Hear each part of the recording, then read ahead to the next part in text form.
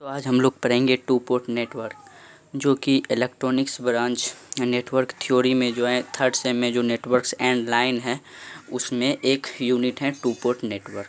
तो two port network जानने से पहले हम जानते हैं पोर्ट क्या होता है। पोर्ट क्या होता है मेरा? Port a pair of terminal through which a current may be enter or as leave a network is known as port. इसका कहने का तात्पर्य यह हुआ कि पोर्ट ऐसा होता है जिसमें करंट एक साइड से जाता है और दूसरे साइड से निकलता है, उसे हम कहते हैं पोर्ट। तो पोर्ट में एक साइड से जाता है तो यह दो टाइप का होता है पोर्ट।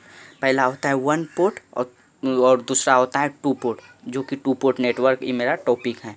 तो वन पोर्ट में क्या होता है? वन पोर्ट में एक साइड से करंट गया और दूसरे साइड से करंट लीव हुआ है। एक साइड से करंट इंटर किया, दूसरे साइड से लीव हुआ। तो यह रजिस्टर भी हो सकता है, इंडक्टर भी हो सकता है और कैपेसिटर भी हो सकता है। उसके बाद हम देखते हैं two port network. Two port network में क्या होता है? टू पोर्ट नेटवर्क जो है यह एक इलेक्ट्रिकल नेटवर्क है। इलेक्ट्रिकल नेटवर्क है जिसमें जो है इनपुट को सेपरेट और आउटपुट को सेपरेट हम मतलब कर देते हैं। जैसे इसमें फिगर में दिया हुआ है, इनपुट अलग और आउटपुट को अलग सेपरेट कर देते हैं। सेपरेट इनपुट और सेपरेट आउटपुट हो जाता है। इसमें जो होता है V1, जैसे यहाँ लिखा हुआ है V1 और I1 जो होता है टू डिपेंडेंट वेरिएबल होता है और दो इंडिपेंडेंट वेरिएबल होता है। इसमें कोई भी इसमें जो दिया हुआ है वेरिएबल, इसमें कोई भी वेरिएबल डिपेंडेंट हो सकता है, टू डिपेंडेंट हो सकता है और टू इंडिपेंडेंट। या तो V1 V2 डिपेंडेंट हो सकता है, या V1 I1 डिपेंडेंट हो सकता है, या V2 I2 डिपेंडेंट हो सकता है, या V2 I1 डिपेंडेंट हो सकता है।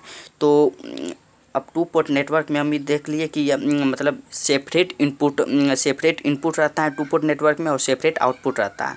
जैसे एक प्रकार का ट्रांसफॉर्मर जो देखते हैं हम लोग, वो ट्रांसफॉर्मर भी मेरा एक प्रकार से टू पोर्ट नेटवर्क की तरह बिहेव करता है। क्या कि उसमें जो होता है दो इंडक्टर लगा होता है। इंडक्टर के एक साइड मेरा क्या होता है? इनपुट, और दूसरे साइड क्या होता है? आउटपुट, जैसे यहाँ दिया हुआ है। और इसमें जो है टू पोर्ट नेटवर्क में जो होता है चार वेरिएबल होता है। जैसे यहाँ चार वेरिएबल दिया हुआ है, तो उसमें चार वेरिएबल हो गया मेरा। क्या हो गया? एक V1 हो गया मेरा, एक I1 हो गया मेरा, एक दूसरा V2 हो गया और चौथा I2 हो गया। चार वेरिएबल होता है। तो चार वेरिएबल होता है तो उसके बाद जो है उसमें जो टू पोर्ट नेटवर्क में जो हमको पढ़ना रहता है उसमें जो है 1 2 3 4 5 6 यानी 6 पैरामीटर को उसमें पढ़ना रहता है।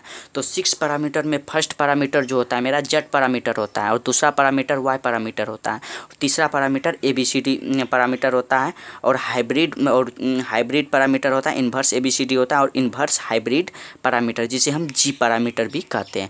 तो अभी हम देखते हैं Z पैरामीटर। तो दोस्तों Z पैरामीटर है, जो Z पैरामीटर है, Z पैरामीटर का दूसरा नाम जो होता है इम्पीडेंस पैरामीटर, अतः इसे हम ओपन सर्किट पैरामीटर भी कहते हैं।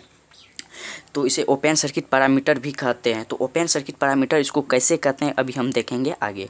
तो जैसे इसमें क्या होता है, यह इम्पीडेंस पैरामीटर है। जेड पैरामीटर का दूसरा नाम, यह ऑब्जेक्टिव क्वेश्चन बहुत आता है कि जेड पैरामीटर का दूसरा नाम क्या हो गया। एक फर्स्ट हो गया मेरा इम्पीडेंस पैरामीटर और सेकंड हो गया मेरा ओपन सर्किट पैरामीटर। तो इसमें क्या होता है? इसमें फर्स्ट होता है VZI, ये क्या हो गया मेरा? वेरिएबल V और I मेरा वेरिएबल हो गया, और Z क्या है? पैरामीटर। तो इसमें V मेरा वेरिएबल हो गया। अब क्या है, डिपेंडेंट या इंडिपेंडेंट, अभी यही बताएगा। और उसके बाद Z मेरा पैरामीटर है, टू पोर्ट नेटवर्क का एक पैरामीटर है Z पैरामीटर, और ये मेरा I क्या हो गया? वेरिएबल। तो वेरिएबल हैं। तो अब इसमें हम क्या देखेंगे, अभी हम जो है इसको मैट्रिक्स फॉर्म में लिख लेते हैं। तो V1 और V2 हो गया, और इसमें क्या है, इसको हमेशा चार फॉर्म में लिखा जाता है मैट्रिक्स को। तो फर्स्ट हम लिख लिए Z11 Z12 और Z21 Z22, यह 2 × 2 का मैट्रिक्स है। और इसमें जो है I1 और I2 लिख लिए मैट्रिक्स फॉर्म में। उसके बाद V1 का इक्वेशन होता है। V1 का इक्वेशन क्या होता है? Z11 ×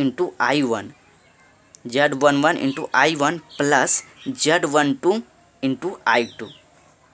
ठीक, इक्वेशन होता है V1 बराबर इक्वेशन होता है। तो इसमें जो है V1 बराबर मेरा क्या निकला, चूँकि यहाँ क्या दिया हुआ है V बराबर मेरा दिया हुआ है तो Z इंटू आई होता है। तो इसीलिए V जो है मेरा क्या हो गया, V1 और V2 मेरा क्या हो गया, डिपेंडेंट हो गया। क्या कि V1 और V2 जो है इन दोनों का वैल्यू को बता रहा है, इन दोनों का वैल्यू को बता रहा है। अतः V1 और V2 मेरा क्या हो गया, डिपेंडेंट हो गया। और I1 और I2 क्या हो गया, इंडिपेंडेंट वेरिएबल हो गया। तो V1 बराबर मेरा इक्वेशन क्या निकला, Z11 into I1 plus Z12 into I2। और V2 बराबर क्या निकला, Z21 I1 plus Z22 I2। इसमें V1 V2 मेरा, जैसे हम बोले अभी, V1 V2 मेरा डिपेंडेंट वेरिएबल हो गया और I1 I2 इंडिपेंडेंट वेरिएबल हो गया।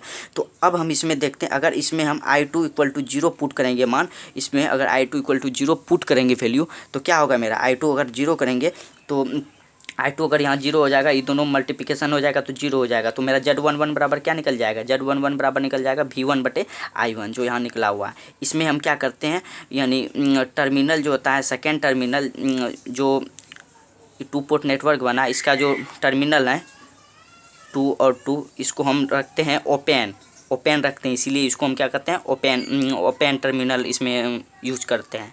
इसलिए इसका नाम हमको ओपन सर्किट पैरामीटर भी पड़ा है।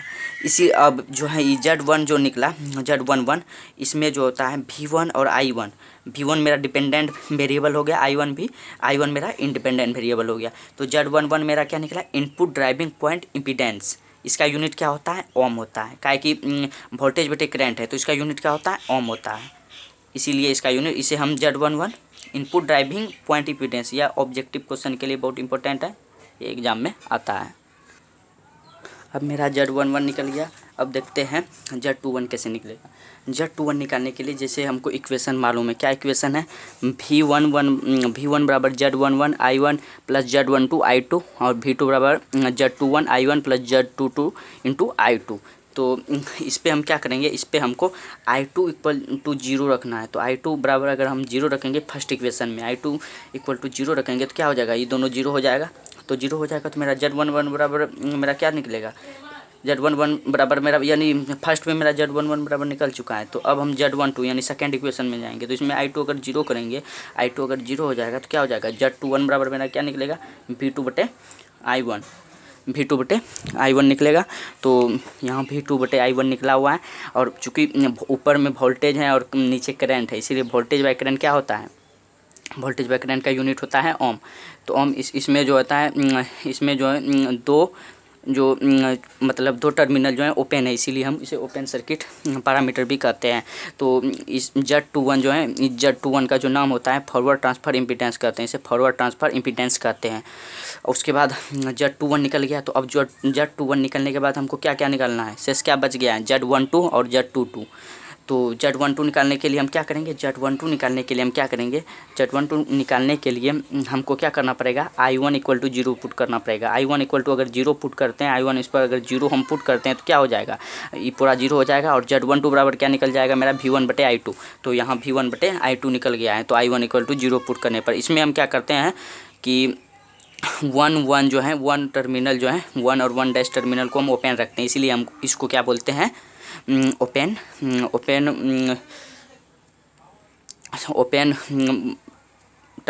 टर्मिनल होता है। उसके बाद क्या है कि Z22 बराबर में, इसको हम क्या कहते हैं, Z12 बराबर क्या हो, चूँकि ऊपर में वोल्टेज है नीचे करंट है तो क्या हो जाएगा, यार रिवर्स ट्रांसफ़र इम्पीडेंस कहते हैं, इसे रिवर्स ट्रांसफ़र। और यूनिट इसका क्या होगा, ओम होगा। V/I है यानी वोल्टेज बटे करंट है, तो इसका यूनिट क्या होगा, ओम होगा। यहाँ हम लिखने भूल गए, यहाँ ओम होगा इसका यूनिट। और Z22 बराबर क्या हो जाएगा, Z22 बराबर हो जाएगा मेरा, फिर Z22 बराबर I1 इक्वल टू 0 अगर हम पुट करते हैं, I1 equal to second equation में जब I1 इक्वल टू 0 हम पुट करेंगे तो क्या मेरा Z21 बराबर कितना निकलेगा, V2 बटे I1 निकला। तो V2 बटे I2 निकला। उसके बाद मेरा I1 चूँकि हम 0 हैं तो I1 0 बराबर V2 बटे I2 निकला। उसमें 1 और 1 टर्मिनल हम ओपन रखते हैं उसमें जो है उसके बाद जो है Z22 मेरा क्या कहलाता है, आउटपुट ड्राइविंग पॉइंट इम्पीडेंस। चूँकि यह इम्पीडेंस पैरामीटर, इसीलिए हम इसको इम्पीडेंस से हर जगह इसको सूचित कर रहे हैं। तो इसका जो होता है डायग्राम जो बनता है, इसका कुछ डायग्राम इस तरह से बनता है, आप लोग देख लीजिए।